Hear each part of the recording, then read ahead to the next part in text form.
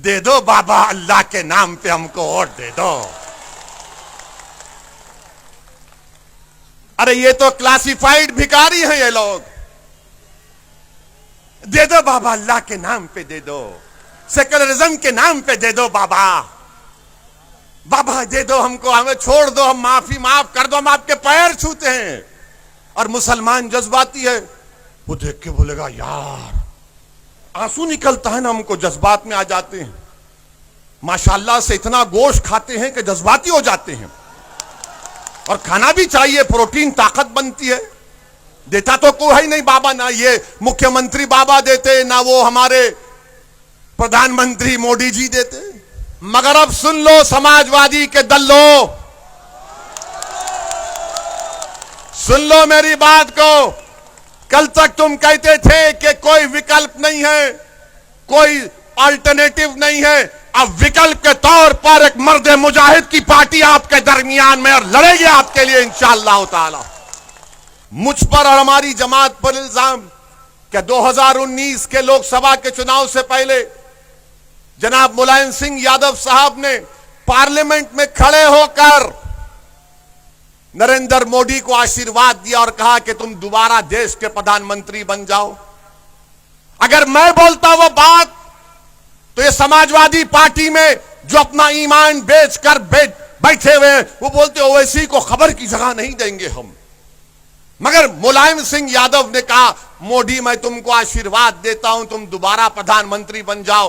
तो नरेंद्र मोदी खुश होकर नमस्ते कर दिए उनको खड़े होकर। और मैं यहां पर आपकी हिस्सेदारी की बात कर रहा हूं, मैं आपकी सियासी क़यादत, आपको नेता बनाने की बात कर रहा हूं, मैं आपके इंसाफ की लड़ाई लड़ रहा हूं, मैं आपके हुकूक की लड़ाई लड़ रहा हूं, मैं आपके मान सम्मान की लड़ाई लड़ रहा हूं। तो मुझे कहा जाता है कि नहीं ये वोट काटने को आया है। वोट काटने मैं आया।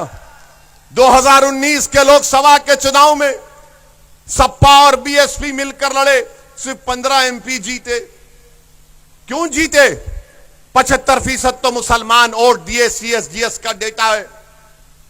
आजम खान जीती अपनी ताकत की वजह से, शफीकुर रहमान बर्क जीते अपनी ताकत की वजह से, समाजवादी की वजह से नहीं जीते। आपने वोट दिया आजम खान को, शफीकुर रहमान बर्क को, एसटी हसन को। मगर ये बोलेंगे नहीं नहीं हमने जिताया। रे तुम कहां जीते? अगर तुम्हारे वोट पड़ जाते तो तुम 15 क्यों जीतते सपा और बीएसपी वाले? अगर अखिलेश जीते आजमगढ़ से तो मुसलमानों के वोटों की खैरात की वजह से जीते बहैसियत सांसद। मेरे अजीज दोस्तों और बुजुर्गों, मुझ पर इल्जाम लगाने वालों, तुम्हारे एक एक इल्जाम का जवाब दे सकता हूं, तुम मेरे एक एक दलील का जवाब नहीं दे पाओगे। तुम मुस्लिम वोट को हासिल करते हो अपनी क़यादत को बनाने के लिए, अपने सियासी महल को तामीर करने के लिए। वोट तो मुसलमानों का लेते हो, बीजेपी का डर दला दिखाकर, ओवैसी का नाम लेकर, मगर मुसलमानों से तुमने क्या इंसाफ किया?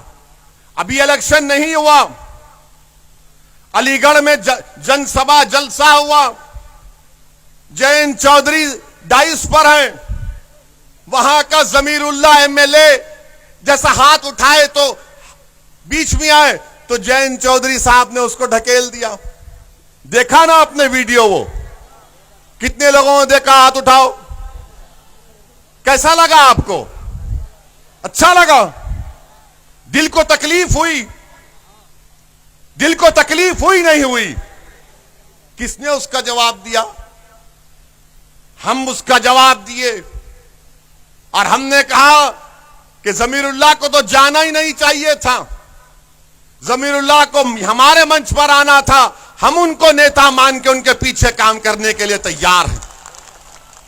तो क्या हुआ? हमारे बोलने के बाद जयंत चौधरी के लोग जमीरुल्लाह के घर को दौड़ते हुए गए कि भैया माफ कर दो, भैया माफ कर दो, हमको अंदाजा नहीं था कि ओवैसी भी अपनी सभा में इसका जिक्र कर देगा। अभी चुनाव नहीं हुए, अभी हमने खाली बोला तो घर पर भाग रहे।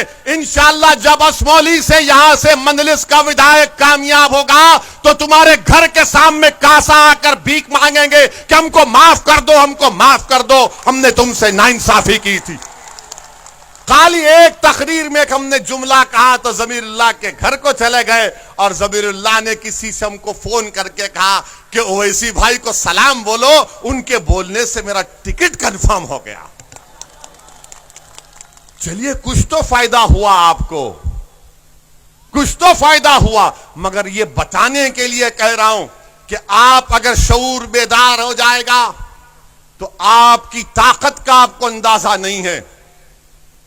उत्तर प्रदेश में मुसलमान 19% हैं और आपको मालूम मेरे अजीज दोस्तों और बुजुर्गों, 71% मुसलमान ऐसे हैं या फिर 15 साल के अब ज्यादा 70% मुसलमान ऐसे हैं जो प्राइमरी लेवल तक तालीम हासिल नहीं किए।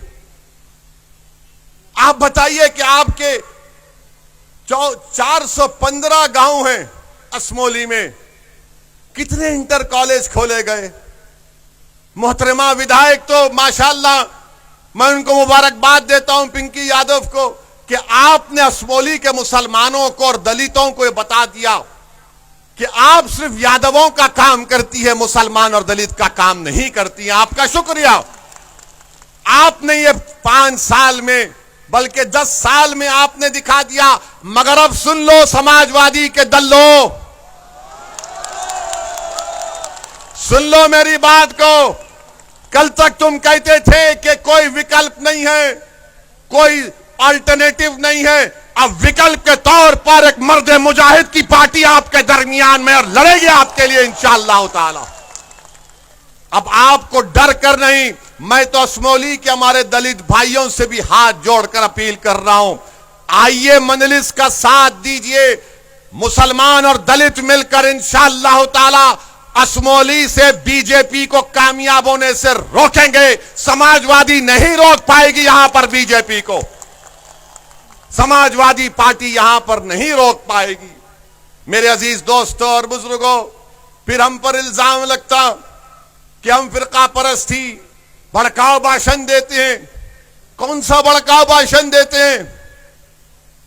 अगर मैं मजलूम की बात करूंगा, अगर मैं इंसाफ की बात करूंगा, तो भारत के संविधान में तो यही लिखा गया है ना, राइट टू इक्वालिटी, बराबरी की बात फंडामेंटल राइट है।